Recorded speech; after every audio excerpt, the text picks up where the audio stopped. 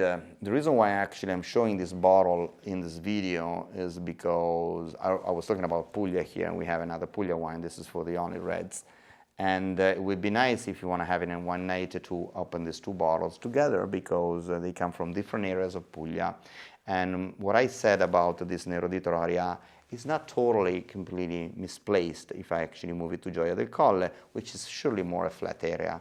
This is a cooler area, this is a warmer area. And I know that I was talking about this massive production of Primitivo in the southern part of Puglia that makes one a bit too bold.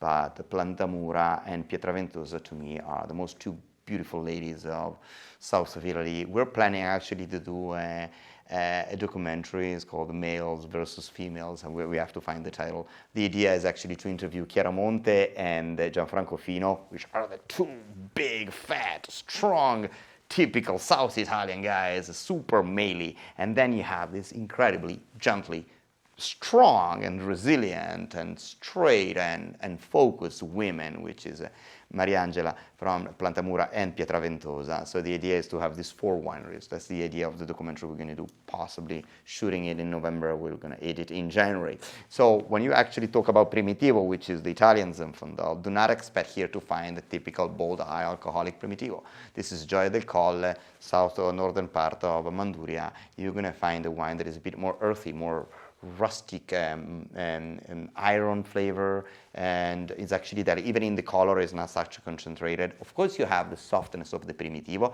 but without having that heavy, bold, super alcoholic. The alcohol here is 13.5%.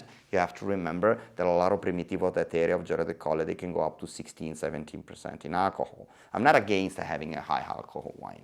I am, it's not easy to have an elegant wine when you have a high alcohol. That's the point. And it's not necessarily mandatory that if you have a low alcohol wine, you're going to have an elegant wine, but for sure, actually, it's a good starting point. And it's surprising to see how, in such a warm area, there is a lady that is able to put, I would say, a bit of a feminine touch in the wine production without having that kind of a strong, bold, a bit vulgar, I would say, type of flavor on the wine. And this is a kind of a friend of mine actually suggested this wine with a mussels tomato soup.